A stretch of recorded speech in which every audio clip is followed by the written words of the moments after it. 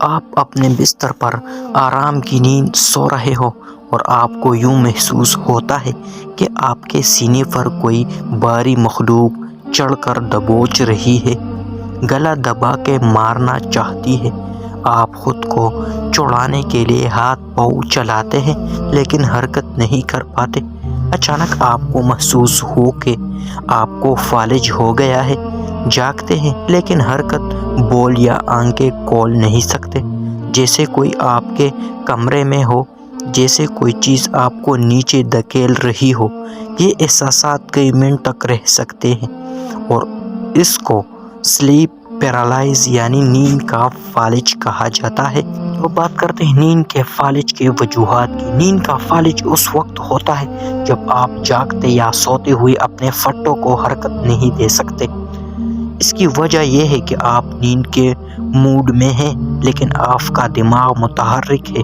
نیند کے اوقات میں زیادہ رد و بدل اور کام کی زیادتی کی وجہ سے آپ کی نیند پر گہرا اثر ہوتا ہے، جو اکثر نیند کے فالج کا سبب بنتا ہے۔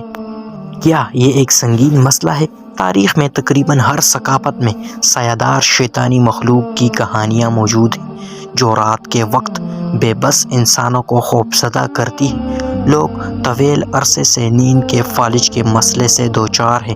محققین کا کہنا ہے کہ زیادہ تر معاملات میں نیند کا فالج محض اس بات کی علامت ہے کہ آپ کا جسم نیند کے مراحل سے گزر رہا ہے۔ شاذ و نادر ہی نیند کا فالج گہرے بنیادی نفسیاتی مسائل سے منسلک ہوتا ہے۔ یہ کیفیت زیادہ تر 10 سے 25 سال تک کی عمر کے افراد میں پائی جاتی ہے۔ اس مسئلے کا کوئی مخصوص علاج نہیں ہے۔ مختلف طبی ماہرین ادویات اور تھراپی سے بھی اس کا علاج کرتے ہیں۔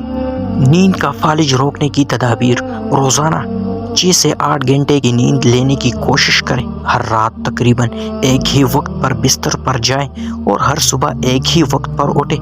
باقاعدگی سے ورزش کریں لیکن سونے سے 4 گھنٹے پہلے نہیں کسرت نہ کریں۔ سونے سے کچھ دیر پہلے باہری کھانا نہ کھائیں۔ سگریٹ نوشی نہ کریں۔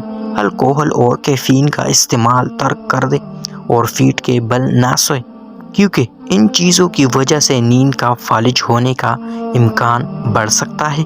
خوف سے چھٹکارا: اگر آپ بھی اس مسئلے سے دوچار ہو چکے ہیں تو گھبرانے کی ضرورت نہیں ہے۔